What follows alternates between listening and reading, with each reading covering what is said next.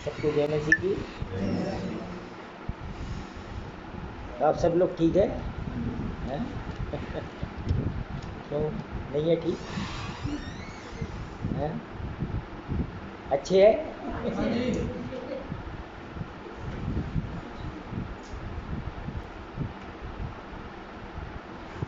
अच्छी बात है, सब अच्छे हैं। अभी यहाँ बहुत सारे लोग बीमार हो रहे हैं, है ना, कुछ कुछ हो रहा है। और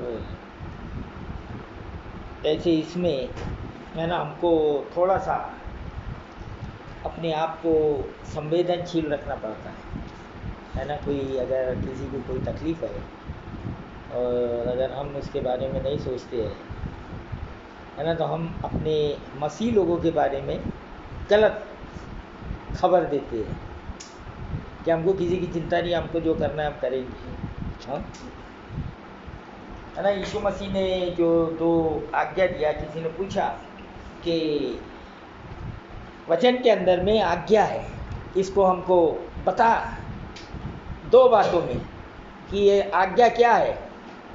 तो यीशु मसीह ने क्या बोला?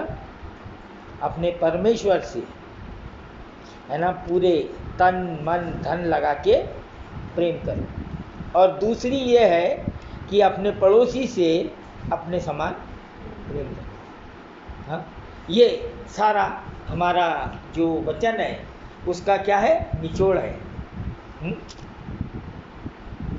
है नहीं है? हाँ, ये निचोड़ है। तो इसीलिए हम किसी भी बात में, है ना, जिसको बोलते ना जिद्दी ना हो, है ना। मैं पिछले बार वो प्रचार कर रहा था, उसके अंदर में प्रभु बताया कि बहुत सारे लोग जो है वो स्वर्ग में नहीं जाएंगे।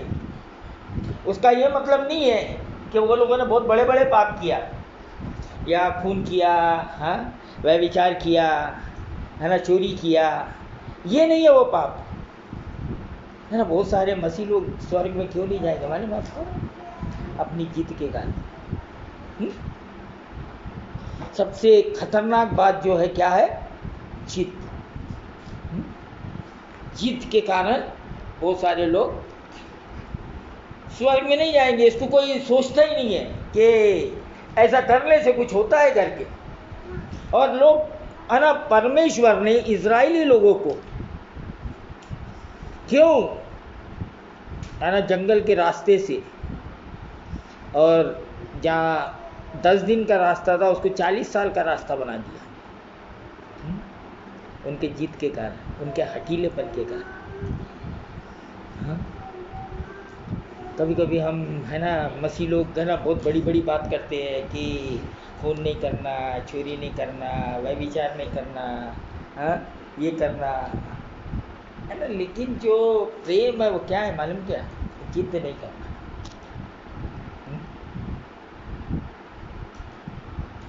सबसे कौन सोचता है ऐसा कि जिद करने से हम स्वर्ग में नहीं जाएंगे? कोई नहीं सोचता।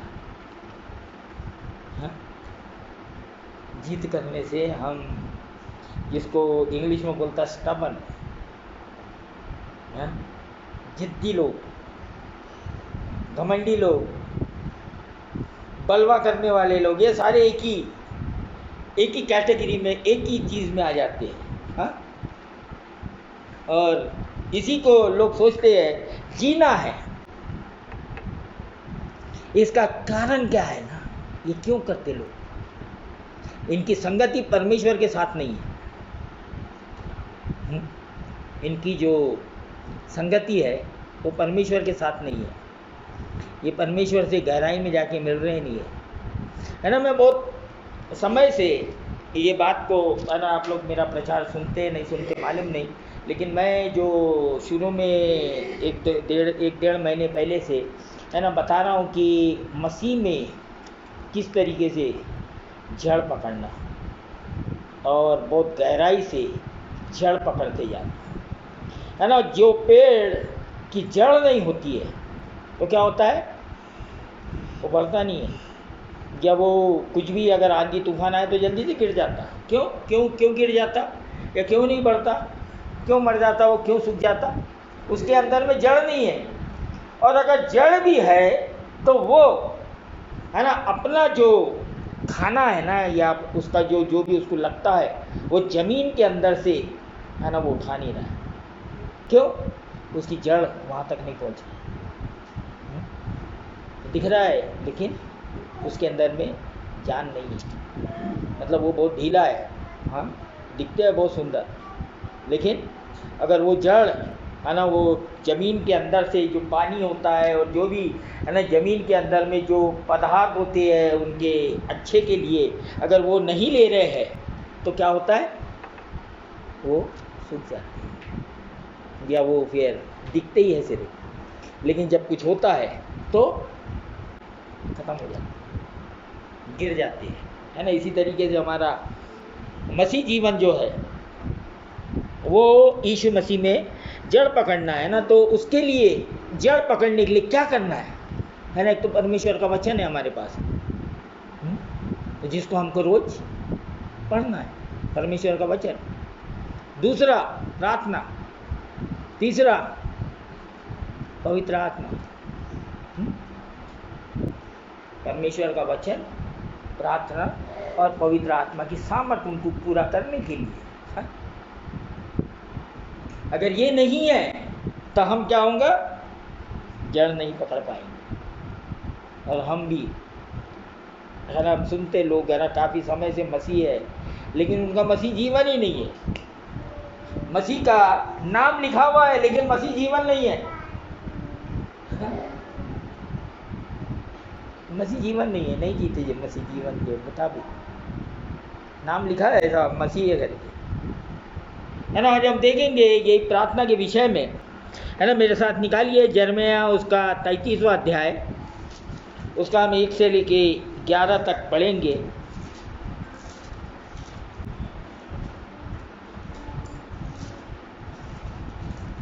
उसी तरीके से पढ़ेंगे हम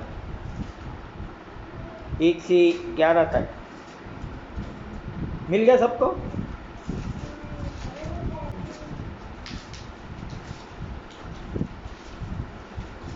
यिर्मयाह है यशायाह के बाद।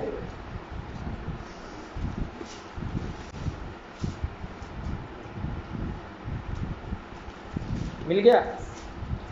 जिस समय यिर्मयाह पहरे के आंगन में बंद था उस समय यहोवा का वचन दूसरी बार उसके पास पहुंचा।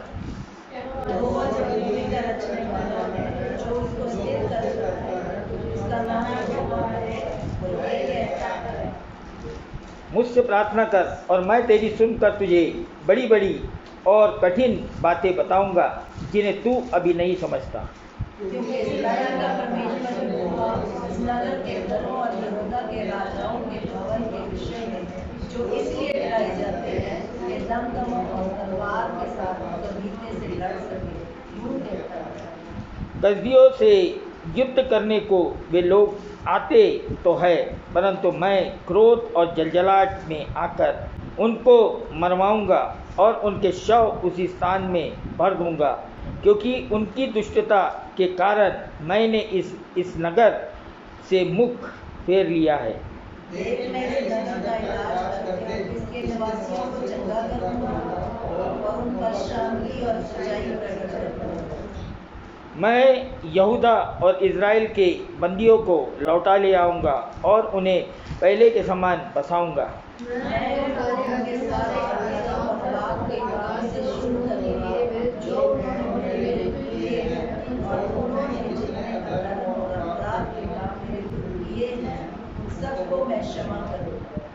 क्योंकि वे वह सब भलाई के काम सुनेंगे जो मैं उनके लिए करूँगा, और वे सब कल्याण और शांति की चर्चा सुनकर जो मैं उनसे करूँगा डरेंगे और थरथराएंगे। वे पृथ्वी की उन जातियों को दृष्टि में मेरे लिए हर्ष और स्तुति और शोभा का कारण हो जाएंगे।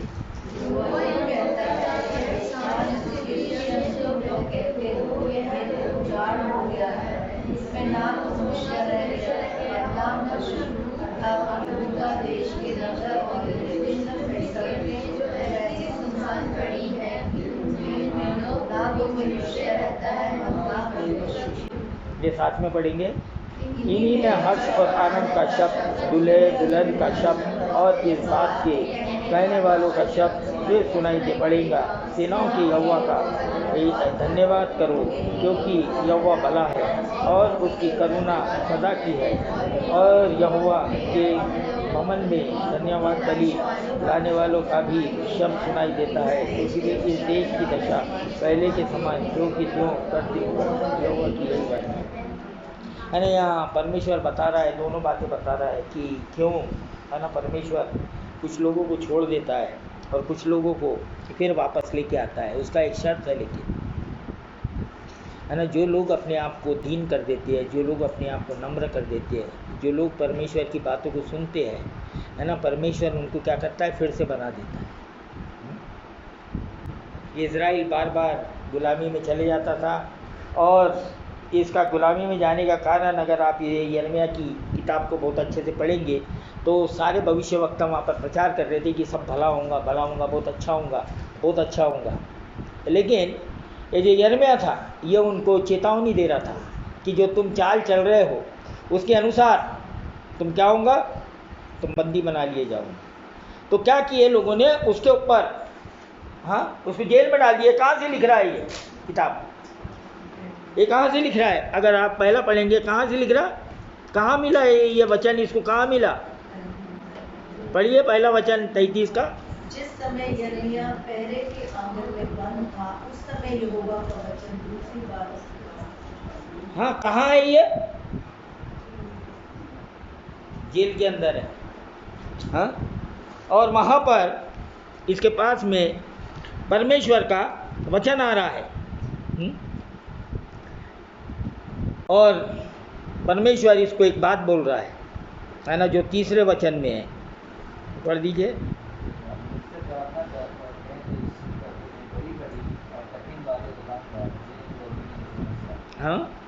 क्या करेगा, क्या कर बोल रहा परमेश्वर उसको? प्रार्थना करने से क्या करेगा प्रभु? लोगों को मिलता नहीं है, लोगों को है ना कुछ आगे बढ़ते नहीं है, या लोग जहाँ के वहीं रह जाते, या वही करते रहते जो उन्होंने करना है। क्यों? उसका कारण क्या है? जो परमेश्वर बताता, अगर प्रार्थना करेंगे और जो परमेश्वर बताता है ना उसको करना पड़ता है। प्रार्थना कर रहे हैं लेकिन जो परमेश्वर बोल रहा है वो नहीं कर रहे, इसका मतलब है ना, क्या कर रहे? प्रार्थना करना और नहीं करना एक ही बराबर है।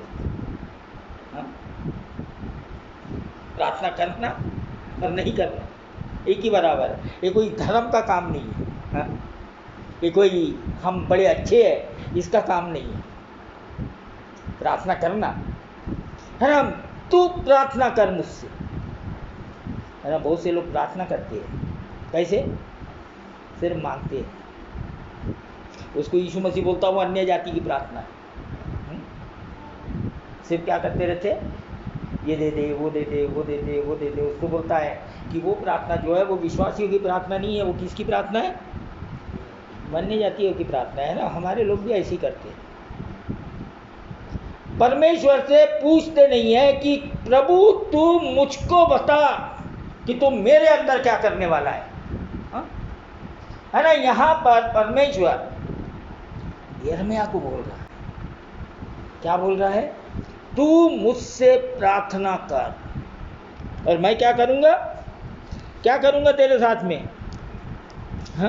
3 वचन। मुझसे प्रार्थना कर और मैं तेरी सुनकर तुझे बड़ी बड़ी और कठिन बातें बताऊंगा जिन्हें तू अभी नहीं समझता। कौन सी बात बताएगा? बड़ी बड़ी बात, और बड़ी सिर्फ बड़ी बड़ी बात नहीं, बहुत कठिन बात जो तू पचा नहीं सकता।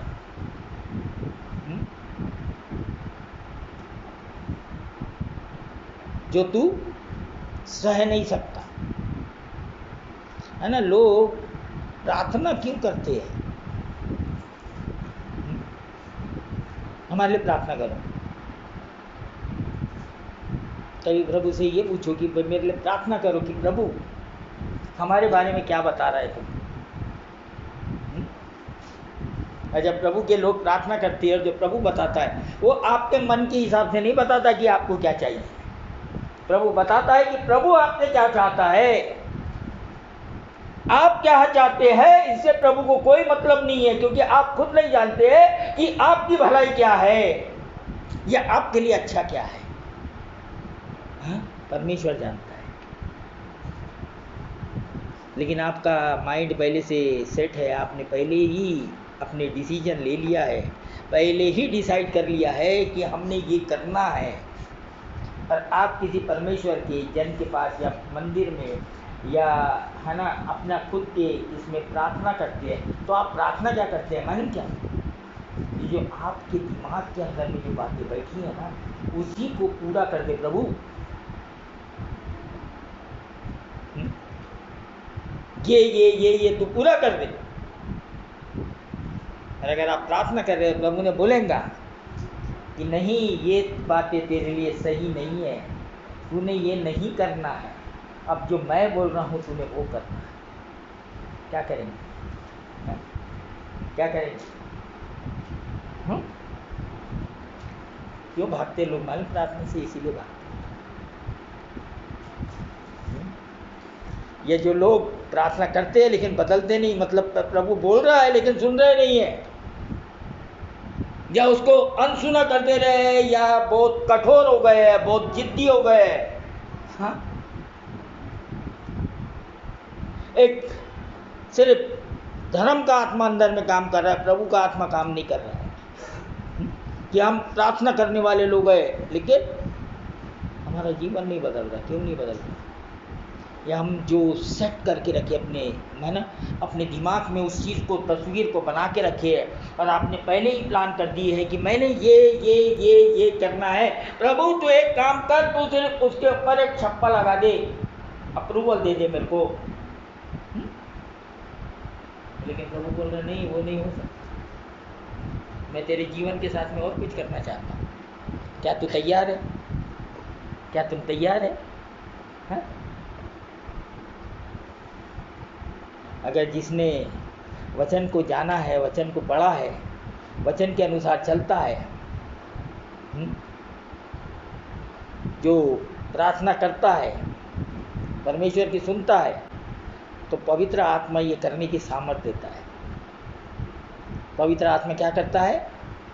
कठिन से कठिन बात करने की सामर्थ्य देता। हम नहीं कर सकते, ये मालूम है हमको।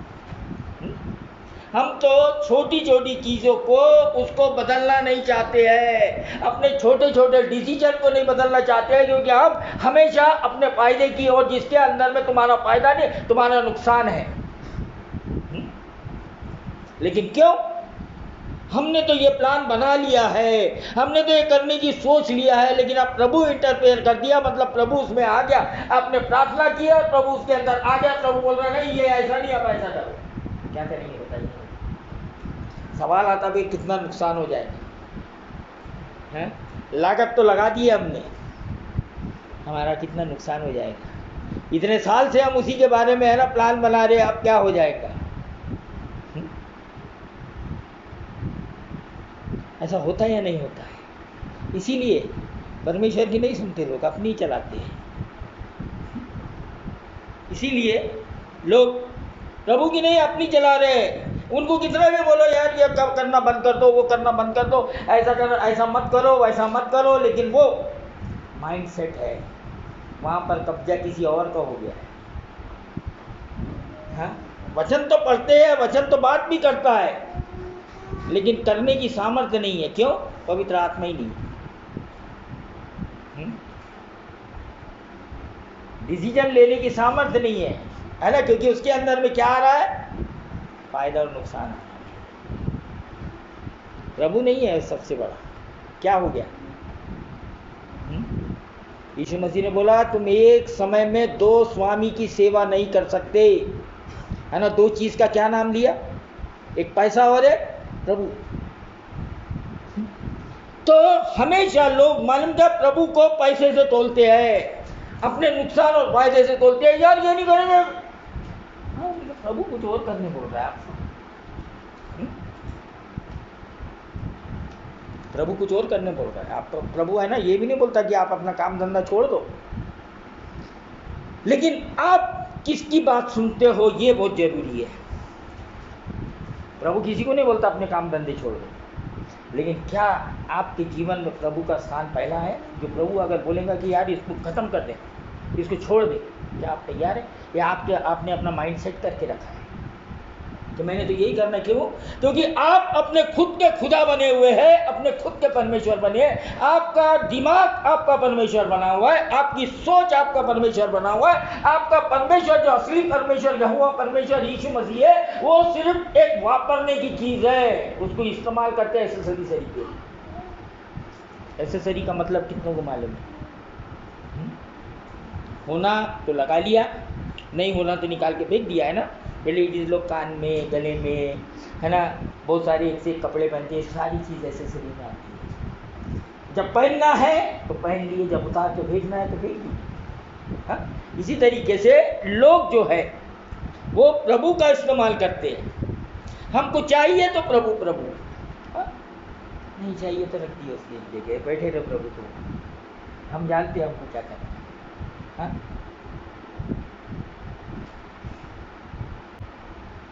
मसीह जीवन कहाँ है? ये यहाँ पर प्रभु यिर्मयाह को बोल रहा है, मुझसे प्रार्थना कर। हाँ, और मैं क्या करूँगा? तेरे को बहुत ही गहरी गहरी बात बताऊँगा। हाँ, तुझको वो चीज़ बताऊँगा मैं जो तू सोच भी नहीं सकता। वो तेरे लिए वो करूँगा मैं जो तू ध्यान में भी नहीं है तेरे, तो तुम्हारे दिमाग में आ भी नहीं सकती। हाँ, तो इसके लिए जो सबसे पहला काम क्या करना पड़ता है?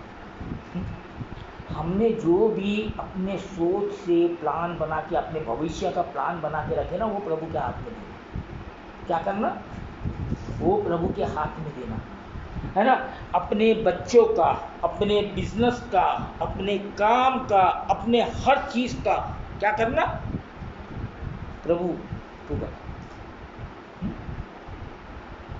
तू बता, है ना। प्रभु बताता कि प्रभु को किस तरीके से समय देना, अपना जो काम कर रहे उसको किस तरीके से समय देना, है ना, अपने लोगों को किस तरीके से समय देना।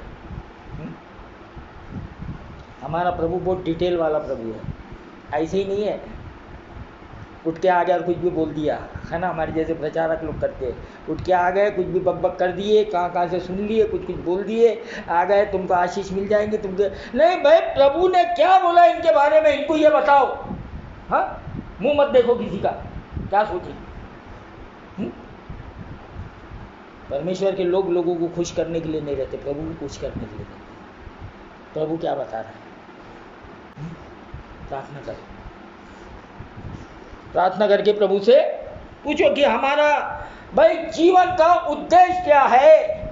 प्रभु हमारे जीवन के लिए तूने क्या उद्देश्य रखा है, तूने क्या रखा है हमारे लिए, हमने क्या सोचा है, उसको एक तरफ रख दो। कठिन बात है, कठिन है या नहीं है? बहुत कठिन बात है। मैंने खुद ही अपने जीवन का उद्देश्य बना के रखा है कि मैंने यही करना है, उसको बोलते हैं ये जिद्दी लोग हैं। हमारे जीवन का उद्देश्य क्या होना चाहिए? प्रभु का उद्देश्य हमारे जीवन का उद्देश्य होना है। क्योंकि प्रभु मेरे सोचने से कई ऊपर है, मेरे समझने से कई ऊपर है। हाँ? परमेश्वर जो है वो जो मैं सोचता हूँ उसके कई ऊंचा है, वो उससे कई बड़ा है वो। तो मेरी सोच क्या है उसके सामने में कुछ भी नहीं है। लेकिन हम क्या सोचते हैं? मान कि जो मैं सोच रहा हूँ, जो मैं कर रहा हूँ ना, वही सही है। जो हम सोच रहे हैं, जो हम कर रहे हैं, तो हमारे तरीके कोई भी नहीं है। हम बड़े समझदार लोग हैं, हम बड़े ही बुद्धिमान लोग हैं। हाँ, ये हमारी सोच होती है। ये क्यों होता है मालूम? अपनी सोच आगे क्यों आ जाती है? क्योंकि हमको परमेश्वर की सोच नहीं है, क्योंकि हम प्रार्थना नहीं करते हैं, हम उसके वचन को नहीं पढ़ते हैं, हम उस पवित्र आत्मा को हमारे जीवन में काम करने के लिए नहीं देते हैं, तो वो बात नहीं करता है। हमको वचन नहीं मालूम है, इसलिए क्या करते हैं? हम अपना जीवन खुद ही चलाते रहते हैं ना। चलो भाई, टाइम मिल गया तो प्रभु के पास चले जाएंगे, टाइम नहीं मिलेगा तो कोई बात नहीं। आपका जीवन सफल नहीं होगा। हाँ, दुनिया के सामने हो सकता है आप सफल हो जाए, परमेश्वर के सामने सफल नहीं हो, क्योंकि आपकी सफलता परमेश्वर के हाथ में, आपका भविष्य परमेश्वर के हाथ में है और उसी से नहीं पूछते। यही बड़ी दुख की बात है। जिसके हाथ में हमारा सब कुछ है उससे नहीं पूछते। हम सोचते हैं कि हम बड़े होशियार हैं। गलती कहाँ है हमारी? ये हमारी गलती है। हम सोचते हैं हम बड़े होशियार हैं। आजकल का जो स्कूल का जो सिस्टम है ना, एजुकेशन सिस्टम, वर्ल्ड का एजुकेशन सिस्टम, इसको बोला जाता है बेबीलोन सिस्टम। बेबीलोन सिस्टम का मतलब मालूम? परमेश्वर का जो सिस्टम है ना, उसके विरोध में जो सिस्टम काम करता है।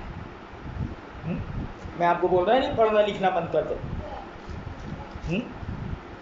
लेकिन वो सिस्टम में आपको मालूम होना चाहिए कि हम, है ना, हमारा जो परमेश्वर ने जो हमको, जिसको सिस्टम को बोलते प्रणाली, उस प्रणाली के अंदर है हम, या हम उस प्रणाली में, कौन सी?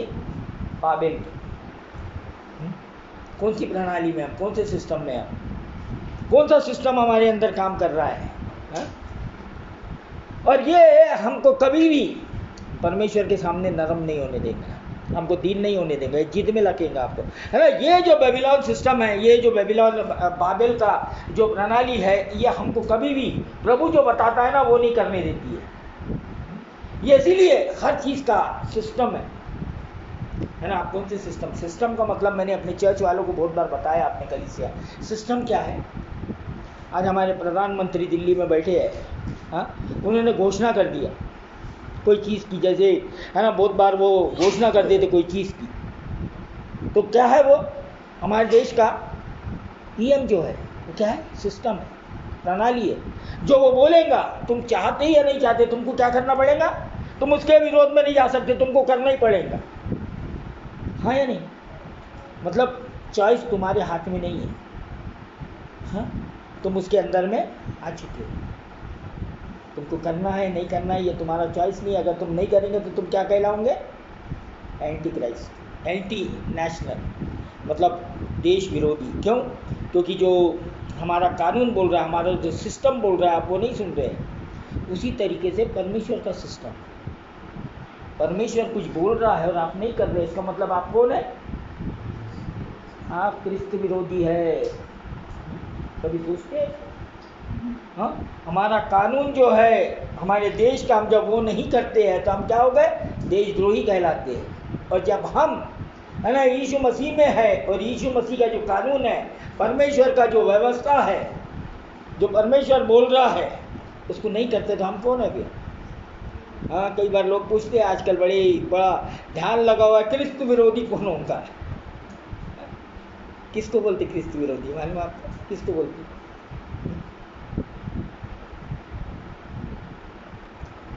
जो यीशु मसीह की बातें नहीं सुनता, जो वो बोल रहा है उसको नहीं करता, उसको बोलते क्रिस्त विरोधी।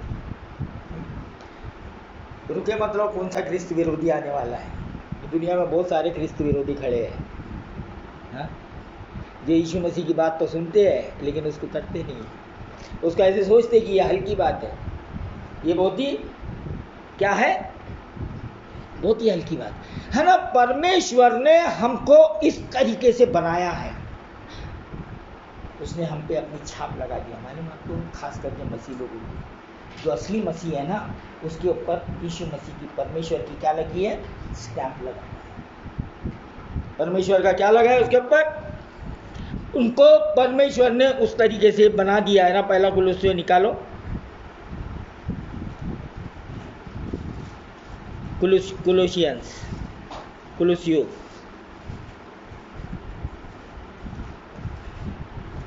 उसका 1:16 पढ़िए। क्योंकि उसी में सारी वस्तुएं की सृष्टि हुई, स्वर्ग की हो अथवा पृथ्वी की, देखी यह अनदेखी, क्या शासन, क्या प्रभुताएं, क्या प्रधानताएं, क्या अधिकार, सारी वस्तुएं उसी के द्वारा और उसी के लिए सृष्टि हुई हैं। नहीं, बस एक ही वचन, क्या बोल रहा है ये? क्या क्या हो गया? जो भी चीज़ है वो किसने सृजी है? हाँ, किसने सृजी? एक का 16 सारी सृजी किसके?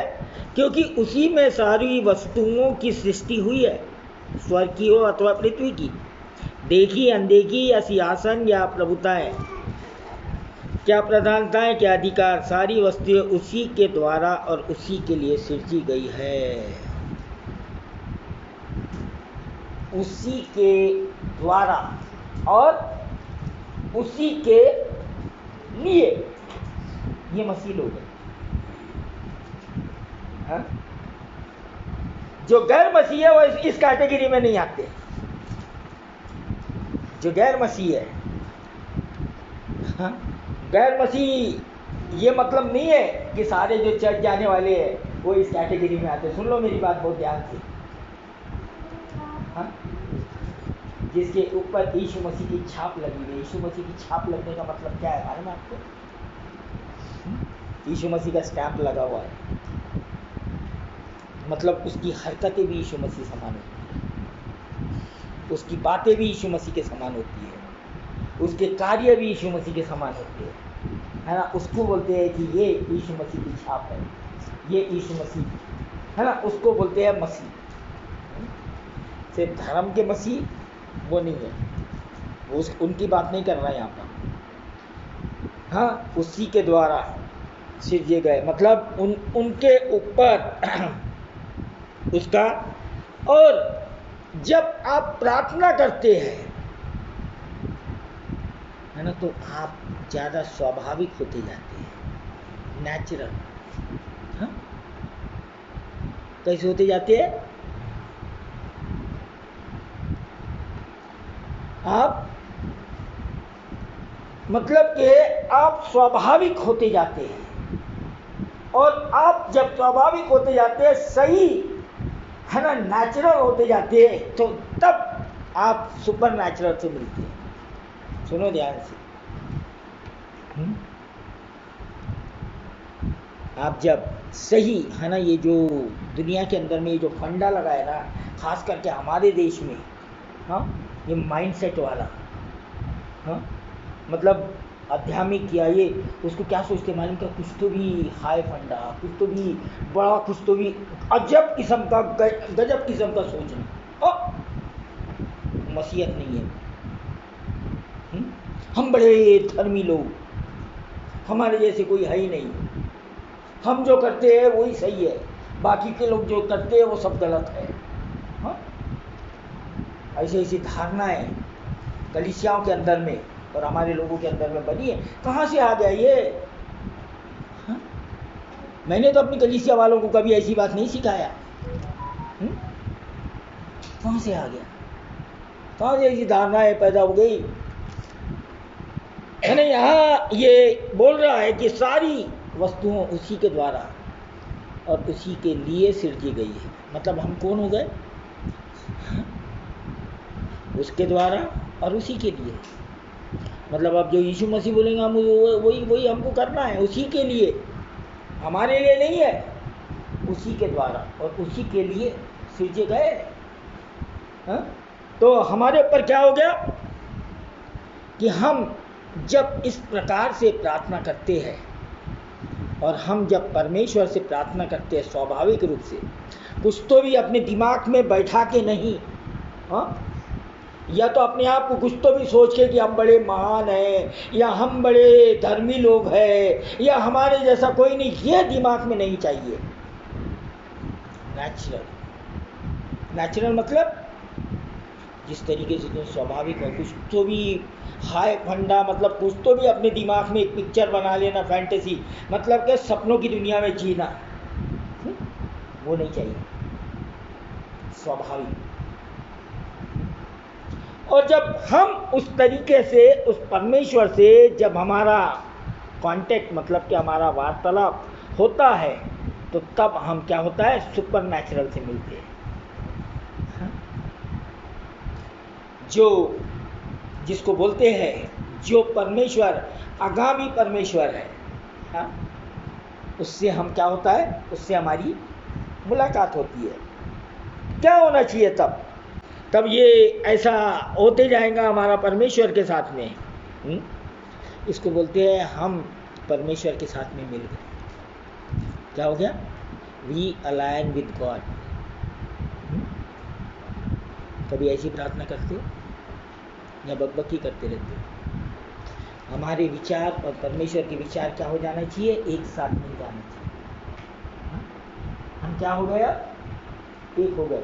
नेचुरल और सुपर नेचुरल क्या हो गया? एक हो गया। और इसको बोलते हैं मसीह। ये मसीह, असली मसीह लोग, जिसके खुद के विचार और परमेश्वर के विचार एक हो गए। इसीलिए कोई दुनिया के लोग तुमको नहीं चाहेंगे। सुन लो मेरी बात बहुत ध्यान से। दुनिया के लोग नहीं चाहेंगे। क्यों? क्योंकि वहाँ पर बाबेल का सिस्टम चल रहा है। जो बाबेल का जो तरीका है वो चल रहा है, और अब आप उस तरीके में नहीं है। आप स्वाभाविक रूप से परमेश्वर के समान स्वभाव बनते जा रहा है। आपकी सोच परमेश्वर के तरीके होती चली जा रही है, हाँ? और आपका जो विचार है वो परमेश्वर के विचार से मिलते चले जा रहा है। तो आपको क्या होता है? एकदम से कोई भी चीज़ की पहचान होने लग जाती है। सही गलत पहचान होने के लिए लग जाती है। और हम हमेशा उस खोज में रहते हैं कि परमेश्वर क्या चाहता है हमसे, परमेश्वर का इंटेंशन क्या है। मेरा इंटेंशन क्या है वो नहीं है ना। ये जो पूरी जो बाइबल है ना, ये किसका इंटेंशन, मतलब ये किसकी सोच है, किसके विचार है, हाँ? किसका कार्य है? ये मेरा नहीं है। किसका है? इसको बोलते हैं इंटेंशन ऑफ गॉड, मतलब जो परमेश्वर के विचार है, पवित्र आत्मा के विचार है, जिसको जो हमको दिए गए हैं, है ना। मान लिया जाए इसका उदाहरण, मैंने एक किताब लिखा है, कोई किताब मैंने लिख दिया, हाँ, अपने पूरे विचार उसके अंदर डाल दिया, और वो किताब मार्केट में बिक गई। उसको मार्केट करे उसको, और उसको मार्केट में वो किताब बिक रही है। अब बहुत सारे लोगों ने उस किताब को खरीदा है और पढ़ भी रहे हैं। क्यों? बड़ी अच्छी बातें लिखी हुई है, बहुत अच्छी चीज़ लिखी हुई है उसके अंदर, और उसको क्या कर रहे हैं? पढ़ रहे हैं। और कोई व्यक्ति उस किताब को पढ़ के लेक्चर दे रहा है, और वो लेक्चर हॉल में मैं भी बैठा हूँ, और वो व्यक्ति है ना उसको क्या कर रहा है? लेक्चर दे रहा है लोगों को। और वो लेक्चर क्या दे रहा है? उसका जो किताब का जो असली जो विचार है उसको नहीं दे रहा है, वो किताब में से पढ़ के वो अपने विचारों को प्रकट कर रहा है। मैं बैठ के क्या बोलूँगा वहाँ, है ना, ये विचार से मैंने वो किताब नहीं लिखा, हाँ? ये मसीह लोग आज करते हैं। क्या? वो राइटर भी वहां पर बैठा है। जब पवित्र आत्मा है ना जो नहीं बताता है, जो परमेश्वर के विचार नहीं है, जो हम उसको बोलते हैं, है ना, पवित्र आत्मा बोलता है ये बातें मैंने नहीं बताई, ये इसके दिमाग की खेती है। आई बात समझ में कि वचन क्या है ना। और जब आप प्रार्थना नहीं करते और उसको वचन को बोलते हो, या उस तरीके से जो वचन में लिखा हुआ है उस सिस्टम में नहीं रहते हैं, कुछ ऐसी बातें बोलते हैं। क्या बोलते हैं? अपने विचार प्रकट करते। तो जो अविश्वासी रहते हैं उनको अच्छा नहीं लगता, हाँ, क्योंकि उनसे उनके विचारों से मेल नहीं खा रहा है। उनके विचार और ये विचार दोनों मिल नहीं रहे हैं। और अगर पवित्र आत्मा वहां पर है ना उस बीच में इंटरफियर नहीं करता है और उसके ऊपर अनुग्रह नहीं देता है, तो लोगों को वचन ही नहीं समझता। फिर वही करते रहते हैं कि नहीं हमने तो ऐसा सोचा था, हमने तो ये मालूम है हमको, हाँ, हमने तो भला ये किया। लेकिन तुमने अपने विचार प्रभु के विचार के साथ में मिला ही नहीं। परमेश्वर तुम्हारे बारे में क्या सोच रहा है वो तुमने कभी जानने की कोशिश ही नहीं करा। तुम सिर्फ ये सोच रहे हो कि मैं क्या चाहता हूँ अपने लिए, कभी ये सोचा है कि परमेश्वर तू क्या चाहता है मेरे लिए, तू अपना इंटेंशन बता मेरे लिए, है ना, तू अपने विचार मेरे पे प्रकट कर कि मैं तू क्या चाहता है मुझसे, हाँ?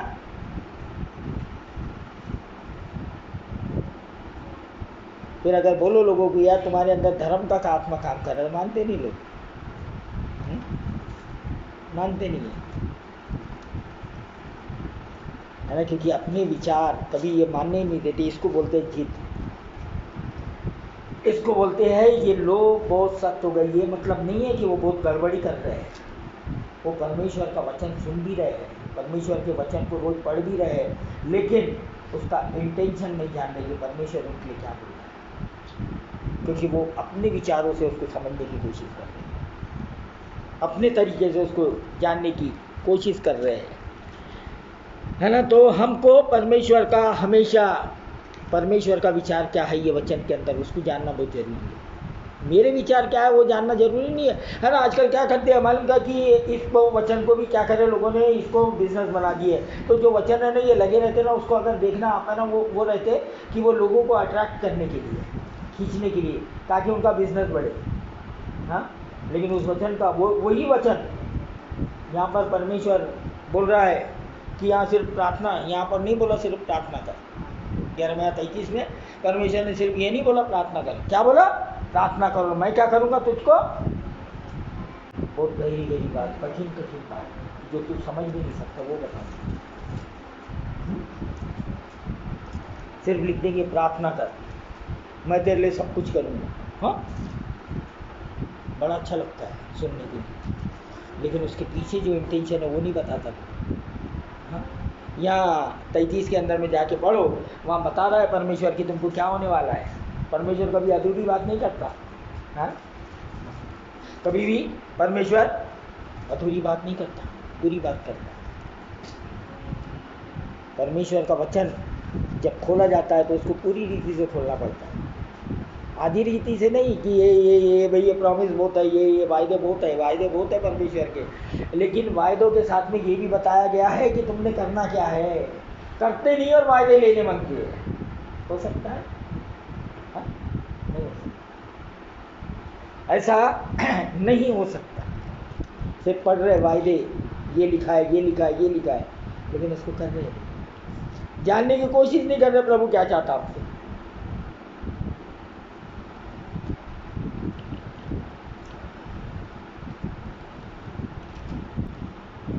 और जब हम वो क्या चाहता है तो वो क्या करने मांगता है उसके अनुसार कार्य करते हैं, तो क्या होता है, उसका जो यीशु मसीह है उसकी छाप लगी है, और हम परमेश्वर की समानता में बनाए गए हैं। क्या होगा, है ना, हमारे जो शरीर के एक एक जो ऑर्गन है ना, जिसको क्या बोलते हैं, एक एक पुर्जे जो है, उसके ऊपर यीशु मसीह का नाम लिखते हैं। क्या होता है, हमारे शरीर के एक एक पुर्जों के ऊपर यीशु मसीह का नाम लिख जाता है, और जिसके ऊपर यीशु मसीह का नाम लिखा है वो खराब हो सकता, हाँ, हो सकता है क्या, बताओ मेरे को, हाँ, क्योंकि चंगा करने वाला परमेश्वर बोलते हैं उसको, हाँ, उद्धार करने वाला परमेश्वर, छुटकारा देने वाला परमेश्वर, हाँ, हमारे एक एक हमारे दिमाग के ऊपर, हमारे दिल के ऊपर, हमारे गुर्दे के ऊपर, हमारे फेफड़े के ऊपर, हमारे किडनी के ऊपर, हमारे हर चीज़ के ऊपर क्या हो जाता, यीशु मसीह का नाम लिख ले। क्यों, क्योंकि हम अब उसके विचार से काम कर रहे हैं, उसके विचार हमारे अंदर में है, और उसका लहू हमारे अंदर अब बह रहा है। तो काय का ब्लड प्रेशर, हाँ, काय का ब्लड शुगर, हाँ, कहाँ गया, आओ हम तुम्हारे लिए प्रार्थना कर देते, नहीं नहीं, प्रार्थना तो तुम करना है, हाँ, हम प्रार्थना करेंगे आपके लिए, लेकिन तुमको सीखना है प्रार्थना करने के लिए, हाँ। और जो यीशु मसीह का जो काम है, और जो यीशु मसीह की जो छाप है, वो तुम्हारे ऊपर लगना बहुत जरूरी है, हाँ। और अगर यीशु मसीह का लहू तुम में बहता है तो काय की बीमारी, कौन सी कमजोरी, क्या होना है? क्यों लोगों को समझ में आ रहा बीमारी होती है? क्यों आजकल जवान लोगों को, खास करके है ना लेडीज़ लोगों को ऐसे खतरनाक बीमारियां हो रही हैं ना, उनको मतलब उनके शरीर के सारे हार्मोन ही बदल जा रहे हैं, मतलब वो औरत लड़की नहीं रह जाती हाँ? और इतनी परेशानी आदमी लोगों की वही हाल है हाँ? क्यों? यीशु मसीह का नाम ही नहीं लिखा है, यीशु मसीह का काम ही नहीं है वहाँ पर। अभी भी देरी नहीं हुई है, बचना चाहते हो अभी भी यीशु मसीह तैयार है आपको अपने इसमें लेने के लिए। जो भी चीज़ में यीशु मसीह रहता है वहाँ से ये सारी चीज़ गायब हो जाती है। सुनो ध्यान से, जहाँ यीशु मसीह नहीं वहाँ ये सब चीज़ आ जाती है हाँ? लोग इधर उधर ढूंढते हुए, यीशु मसीह बोलता मेरे को आने दो। यीशु मसीह क्या बोल रहा मेरे को आने दो। कोई कुछ दवाई खा रहा है, कोई कुछ दवाई खा है ना। मैं दवाई के विरोध में नहीं हूँ, सुनो एक मिनट हाँ, मैं किसी दवाई के विरोध में नहीं हूँ। लोगों को कमजोरी हो सकती है हाँ, लोगों को कुछ हो सकता है, लेकिन अगर यीशु मसीह है तो उसकी गारंटी है कि उसको वो पूरी तरीके से स्वर्ग में जाएगा। लेकिन जिसके पास गारंटी नहीं है क्या होगा? मैं आपको मना नहीं कर रहा कि आप दवाई खाना बंद कर दो या आप डॉक्टर के पास जाना बंद कर दो, है ना। बहुत सारे ऐसे वायरस होते हैं जो क्या होते हैं कि नेचर के हिसाब से, है ना, वायरस है ना, जो हवा चल रही है उसके हिसाब से, और आपके अंदर कोई कमजोरी रहती तो पकड़ लेता है। दवाई खाने मना नहीं कर रहा मैं, है ना। कहीं ये नहीं बोले कि भाई हमारे पादरी ने हमको दवाई खाना मना कर दिया, हमारे पादरी ने हमको डॉक्टर के पास जाना मना कर दिया, हमारे पादरी ने हमको स्कूल जाने से मना किया। नहीं मैं हाँ, अगर आप वचन पढ़ेंगे तो आपके सब समझ में आएगा कहाँ क्या करना है, क्या नहीं करना हाँ।